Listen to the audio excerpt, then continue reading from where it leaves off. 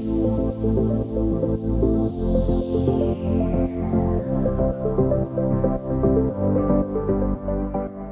and thank you for joining us. How have you been? You are listening to My Surrogacy Journey, the podcast season 3. We're taking you on a journey of education and surrogacy storytelling. I'm Wes. I'm Michael, a dad to 2 through UK surrogacy and an ambassador and fertility advocate. How you doing? So, thanks for downloading us again. We do appreciate it, and it's great to be back in your ears. We have a fabulous sponsor for Season 3 podcast. It's Manchester Fertility. They were founded in 1985 and have an exceptional team of fertility doctors, nurses, embryologists and patient support staff. Manchester Fertility remains one of the leading fertility clinics in the country to date, delivering more than 8,000 babies, which is an amazing amount. Imagine working and helping create 8,000 babies. For intended parents seeking surrogacy support, Manchester Fertility is My Surrogacy Journey's Northern and Midlands Centre of Excellence. We really love working with Manchester Fertility and the team, offering surrogacy advice and fertility treatment options for gay, bi, queer and trans men and heterosexual singles and couples, helping them to navigate their way through their surrogacy journey. I hope you're ready for today's episode. It's a really meaty one, so much we've had to hit it in 2 episodes.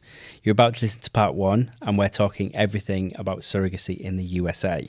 So we're taking the podcast international because we're speaking to 3 guests today, all in 3 different geographical locations. Yep, we're talking to the incredible fertility and family lawyer Brian Klein, founder of Klein Fertility Law from San Diego. Also in California is the wonderful and knowledgeable Shelly Marsh from Spring Fertility. And finally, we've got Jessica Williams from Family Source Consultants, who is from the US, but is dialing in from the UK. So hi, everyone. Brian, let's start with you. Hello. Hey there. Thanks for having me on the podcast. Tell us a little bit about you, Brian, where you're from. Yes, sure. My name is Brian Klein. I am an attorney located here in San Diego, California.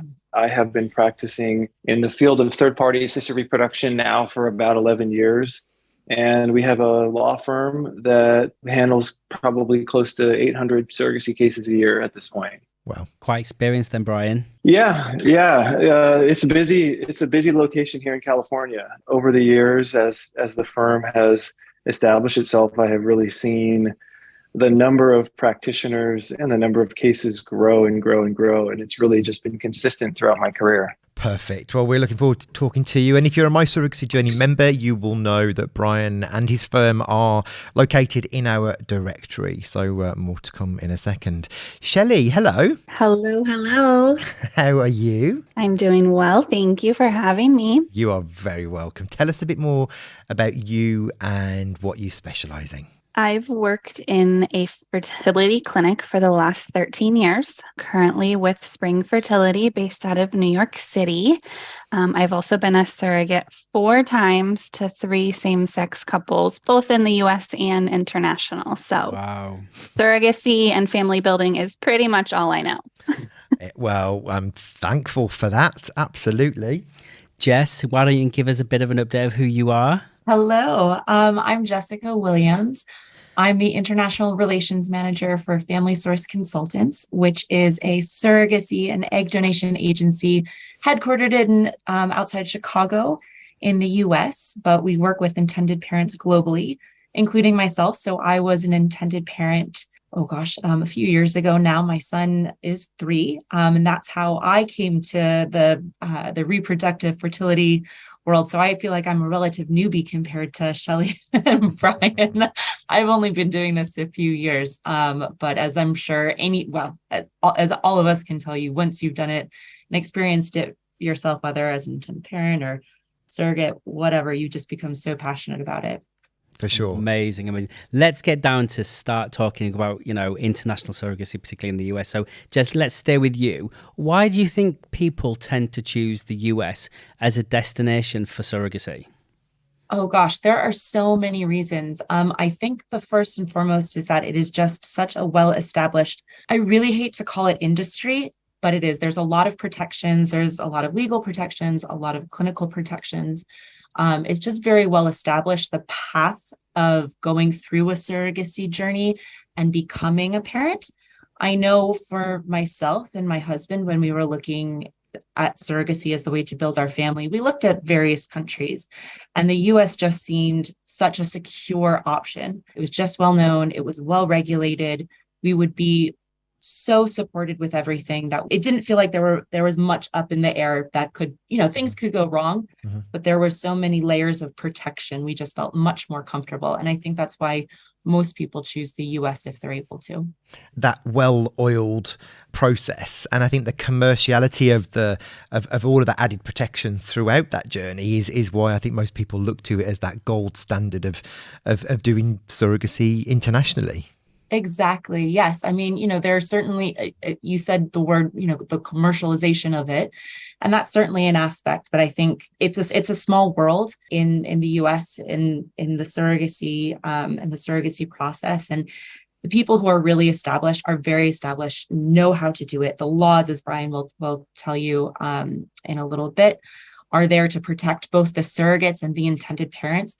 And I know for myself in particular, this. When you're considering going through a surrogacy journey, this is your child, this is your future child, and you want to be doing everything you can to make sure that you are protected, that your child and your rights to your child are protected, but that also the surrogate is protected. And I think for a lot of intended parents, particularly coming from the UK, there may be a worry, depending on where they've received or seen some information about, perhaps exploitation or surrogates not having agency in the whole process. And when you go to the US and when you are looking at working with reputable clinics and law firms and agencies, all of those concerns should be alleviated because, as you say, it's the gold standard. All of those protections are in place to make sure that it's a really positive experience and positive process for everybody. Yeah, totally agree. Shelly, do you have anything to add to that? Yeah, I just think that like she said, it is very commercial. So it's really just finding your own individual path to it all. Like with it being such a huge, as we said, industry in the US, it's good that you do have options. But it's also good to do your research and make sure you understand what those options are and you understand how to advocate for yourself, because at the end of the day, you're the only person who's really going to advocate for you until you build that team around you. And like she said, an agency is a great way to go because it's such a cumbersome process. It's nice to have somebody who knows what they're doing, especially if you're not in the US and you don't understand our legal system, our insurance system, the surrogacy process as a whole. So I say the bigger and stronger your village, the better. Absolutely. And before we come to you, Brian, Shelly, are you seeing the fact that Spring have an office both East and West Coast? Are we seeing more and more people from Europe want to have an East Coast destination? Because I know predominantly, West was where it all was happening. Are we seeing a new emerging trend happen with the likes of Spring in New York? I do think that New York is definitely a little more accessible. Obviously, it cuts your travel time in half. And then the time zone alone is enough to make somebody a little more leaning towards working with a East Coast-based clinic. I know New York itself does have a few interesting rules and regulations with bringing international tissue into the state of New York, but provided we're in the loop from the beginning and we can kind of help guide you on what to do, when to do it, and how to do it, there really isn't any issues with it. It just sometimes takes a little bit longer. But yes, I do think New York is definitely a little more desirable to our European friends. I was just going to add, if that's okay, that I think a lot of intended parents kind of have this view of California as like the only place that they can do surrogacy. And this is no disrespect to California, because obviously the laws, the facilities, everything out in California is fantastic. But I do think that, as Shelly said, places on the East Coast are just really accessible to families in Europe, to intended parents in Europe. And actually, it's one of the things that we often talk, when we're speaking to intended parents, share that they might not realize is that actually there's so many states in the US that I know we're going to discuss that later. But, California is not kind of the be all and the end all of surrogacy in the US. Agreed. It is. And just going back onto that segue with Shelly is like, so creating embryos in the US, what should intended parents, what are the aspects that they need to think about when creating embryos in the US? I think it's important to remember that in the US, the FDA does require a lot of different steps at each point in the process. So, FDA labs are going to be required when sperm is deposited, when an egg is retrieved, if you're using a donor, obviously donor FDAs are going to be required. There are some FDA labs that are required for surrogates as well. So, if you're working with potentially a UK-based clinic to help kind of streamline the process, it's nice to build that relationship with the US clinic before you start down the process, just so you understand when to do those FDAs, because we can send FDA kits internationally and have the doctor, wherever you're at, help us facilitate that.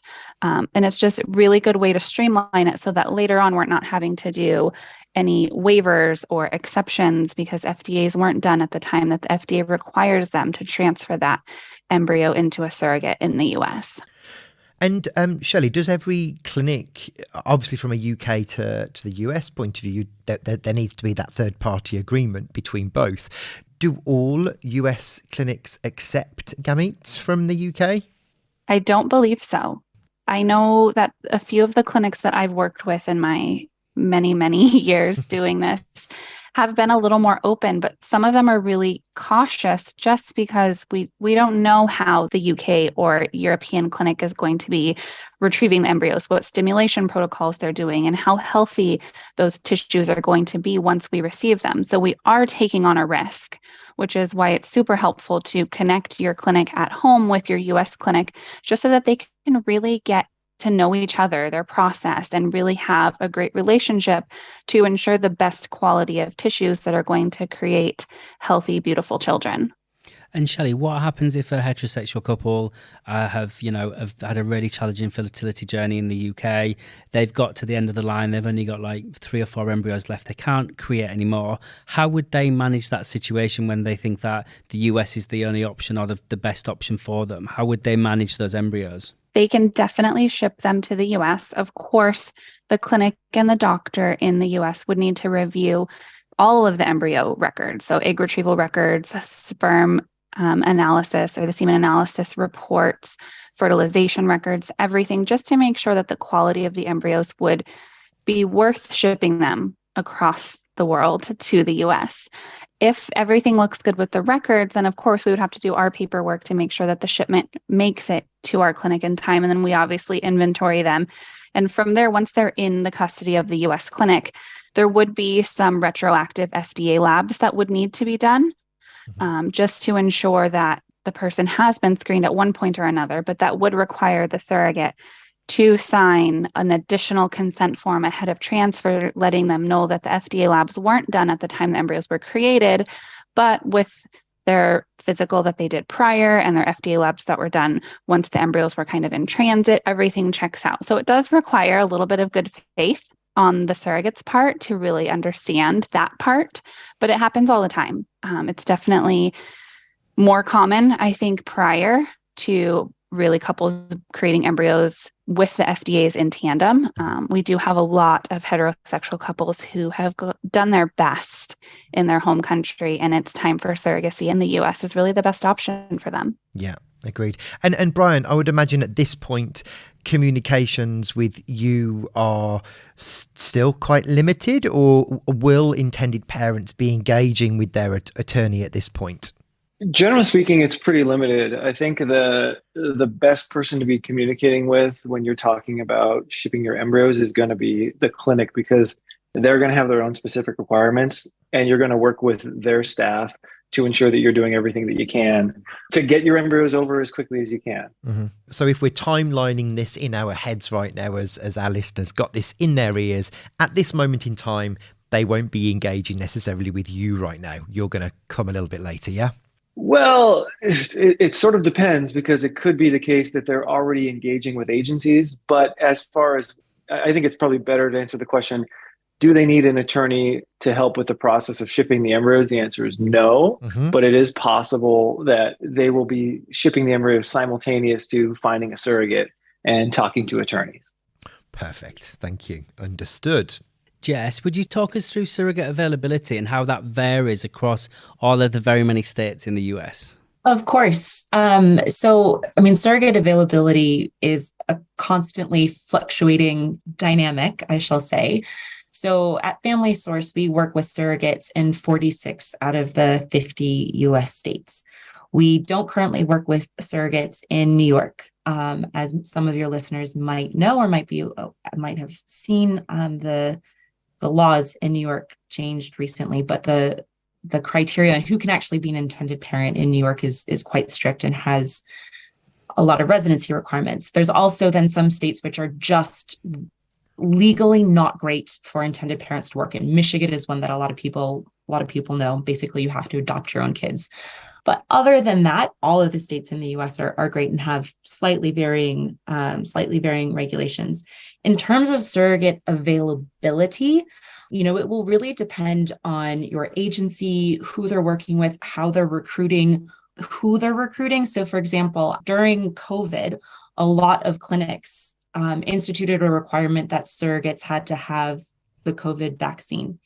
So obviously that meant that a portion of the population who may have wanted to become surrogates were suddenly unavailable because they did not or would not get the vaccination. Some clinics are becoming a little bit more flexible on that, and obviously not every clinic required the COVID vaccination, so there was still opportunity. Likewise with insurance, some agencies will require that a surrogate has health insurance, which would cover her, and some doesn't. So it will really depend a lot on, on a number of factors. For us at the moment with Family Source Consultants, our average wait time for intended parents is approximately 6 months. From the time that we start looking for a surrogate for you to the time that we're matching you is approximately 6 months. Again, a lot of factors will influence that depending on what criteria you are looking for.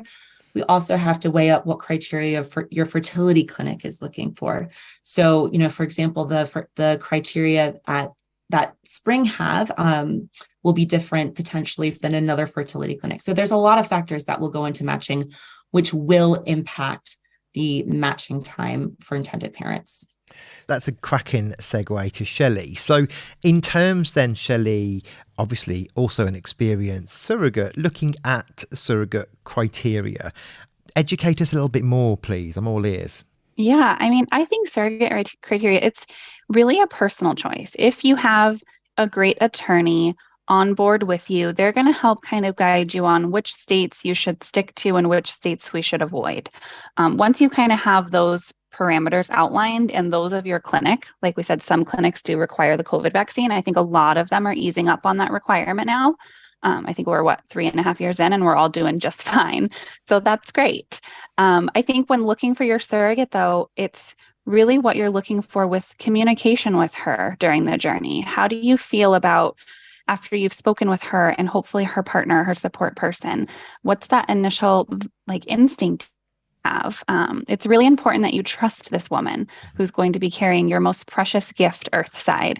So beyond that, I think it's really good to stick with your attorney's recommendations on what states are best to work with, but also trust that your fertility clinic is going to make sure that she's the healthiest candidate for your journey.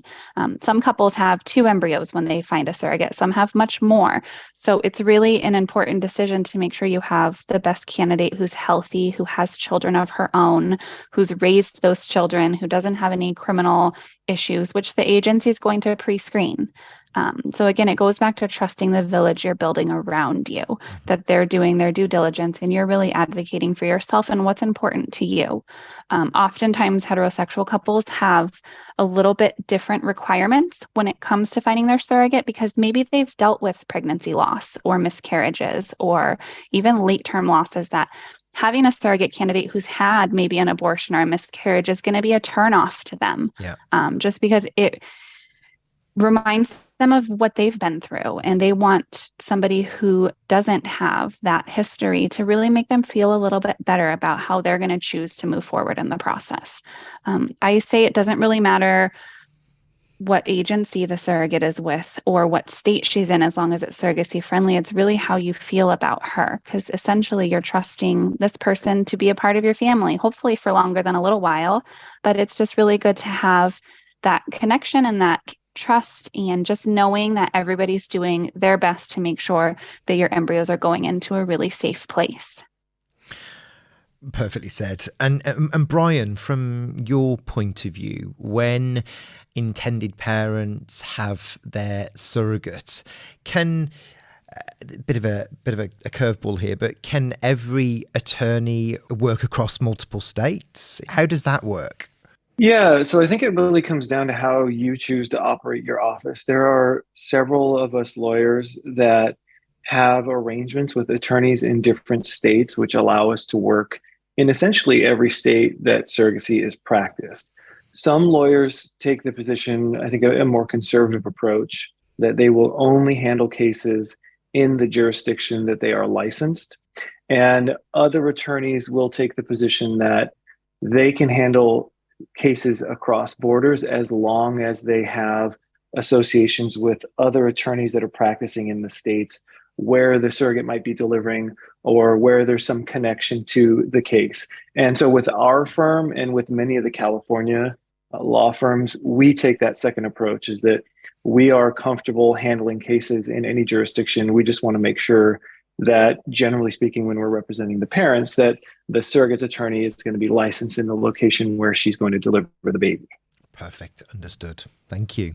And now we've got you, Brian, let's talk about pre-birth orders. Now, some people may ask, what is a pre-birth order? So, Brian, would you mind kind of giving us a brief overview of what that means? And does that vary by state? Yeah, I think just kind of one big picture thing to understand about the United States is that surrogacy is a family law issue, and family law is a state-by-state issue. So all of the different states have different rules as it relates to their family law regulations, and surrogacy falls into the category of one of those laws. So we have very different processes from state to state for establishing your parental rights through a surrogacy journey.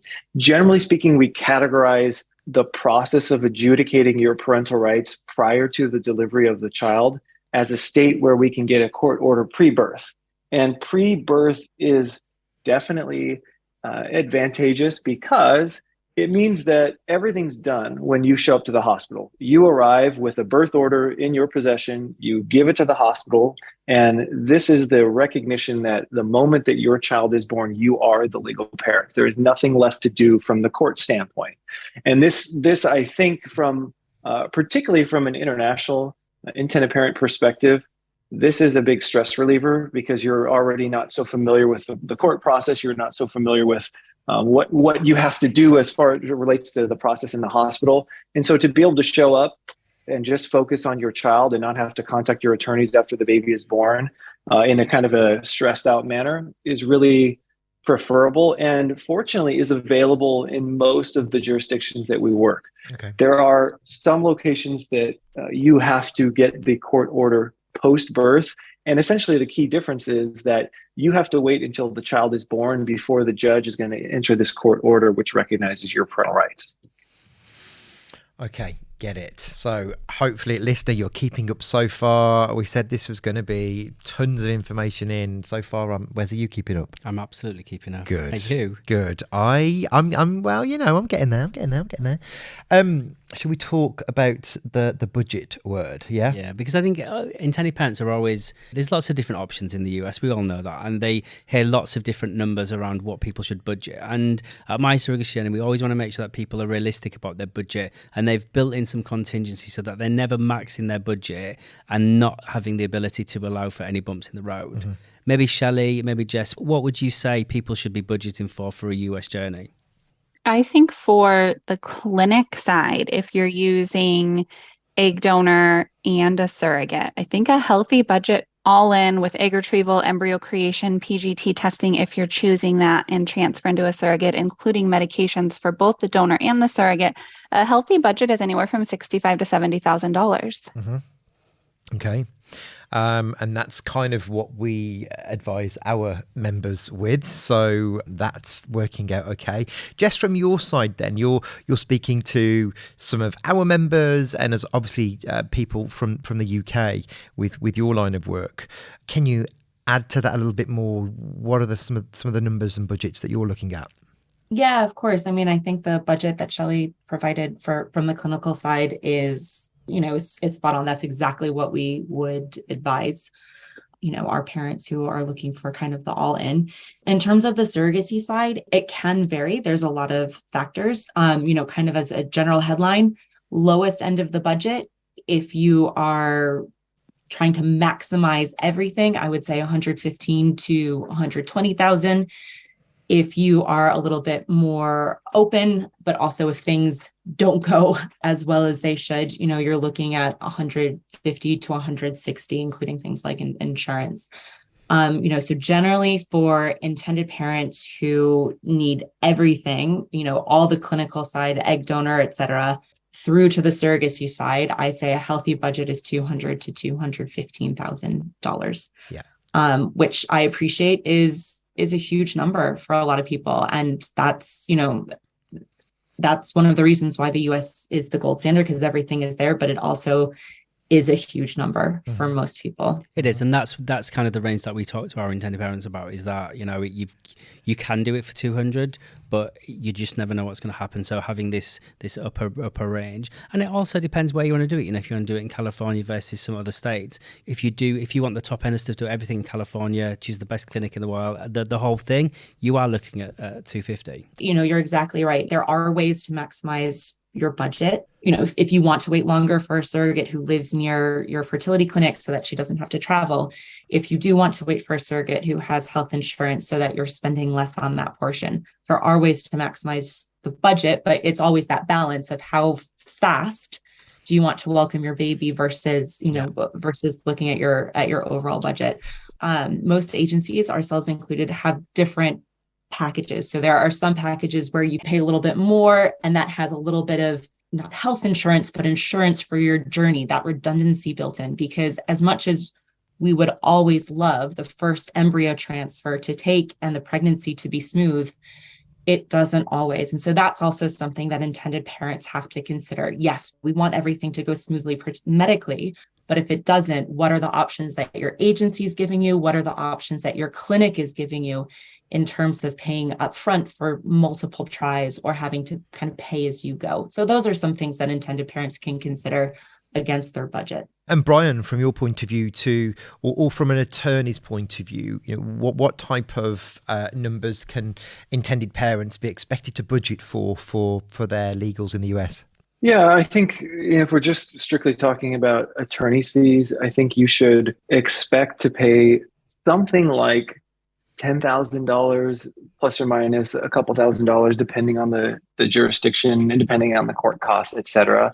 And I think maybe just to add on to the overall budget, I think that it's good to be cautiously optimistic, because what I see from my perspective is that people, of course, come into it hoping for the best, but you have to understand that pregnancies are unpredictable and you never know if the first surrogate's going to work out. And so you really have to pay attention to all of the agreements that you're signing along the way, your agency agreement, your clinic agreement, your agreement with your attorney, to understand if you're going to have to pay redundant costs in the case that you have to be rematched with the gestational carrier, or if your first egg retrieval doesn't work, or you don't have as many embryos as you're hoping for, because that's really where things can get loose on cost. Is that if the first surrogate or the first donor don't work out, then all of a sudden this thing that you didn't necessarily even contemplate gets introduced, and depending on what your contract said along the way, you might be looking at significant costs, or you might have,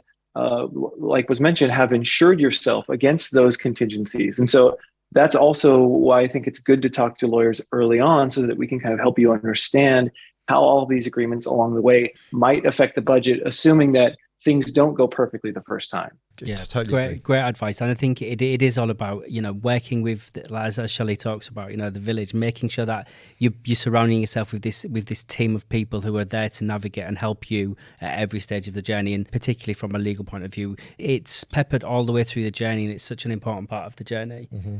Let's talk a little bit about Roe versus Wade. Yeah, we're going to go deep. Well, not too deep, hopefully, because we've only got, we haven't got an unlimited amount of time. But this is impacting, and people are asking us, how is that going to impact, and what type of things should there be considered? I don't know. I'm going to just throw it out there. Who's the best person to kind of give us some guidance on this? I'm happy to start, at least. I think the impact that Roe versus Wade being overturned has had is really not as substantial as I think it might seem on its face. We have always had in our contracts that the gestational carrier agrees to travel outside of her state if a pregnancy needs to be terminated past the limits of the state laws that she's located in. And so even in a place like, for example, California, there were already limits pre this new Supreme Court case that overturned Roe versus Wade. So most states in the United States would not allow for termination past viability. So even in those contracts, we would express that the surrogate would agree to travel outside of the state to terminate the pregnancy if there was something that had been detected beyond viability. And of course, so long as the gestational carrier agrees to that. Mm-hmm. So now that applies to more states. So the real change here is that there is more risk to the health of each gestational carrier in these states where she is not permitted to terminate a pregnancy in her home jurisdiction, because assuming something had to be done immediately, if that service was not available in her home jurisdiction, she would have to travel outside of that location and undergo that procedure in a place where it was legal. A second layer to this is that there are some states that are particularly troublesome. Texas is an example. And so, without getting too much into the details of it, it is important as you are making your selection of the particular state that you're planning to work, that again, you communicate with your attorney so that you're comfortable with the circumstances of those laws in some of these states like Texas or Oklahoma, where there are pretty draconian laws that relate to termination of pregnancy and even impose civil and criminal liability upon folks. So that's something to be aware of. It is not widespread. The more widespread phenomenon is that termination of pregnancy has been significantly reduced to something like 6 weeks in many states. It has not been criminalized in most states. So in those states where it is not criminalized, we're going to have contracts that say that she's going to travel outside of the state. And so we should still be able to have that procedure performed. Bigger picture is I've handled 7,000 plus surrogacies in my career at this point. I've had 2 cases so far where there's been termination. So it is not something that occurs a lot. It is an important thing to contemplate.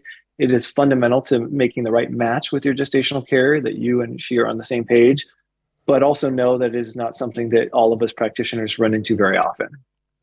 I think that's really worth hearing that perspective there, Brian, because that's, such a low number. But I also think, that was really eloquently put. And I think that makes it really clear. Yeah. And for anyone who was unsure about the impact of Roe versus Wade, I think that summarizes it really well. Thank you, Brian. Well, that was another great episode. And because we love you all, that's a 2-parter. So next week, make sure you download part 2. Don't forget, if you need your podcast fix, we're back every Monday, proudly sponsored by Manchester Fertility, a leading fertility clinic with over 35 years of experience building families for people within the LGBTQ plus community. If you want to find out more about My Surrogacy Journey, then please head over to our website, mysurrogacyjourney.com, or find us on Instagram, official My Surrogacy Journey. And if you like this episode, then please subscribe to the series. We'll have another episode coming out weekly. Thank you for listening. We have been your My Surrogacy Journey podcast hosts. Goodbye. Goodbye.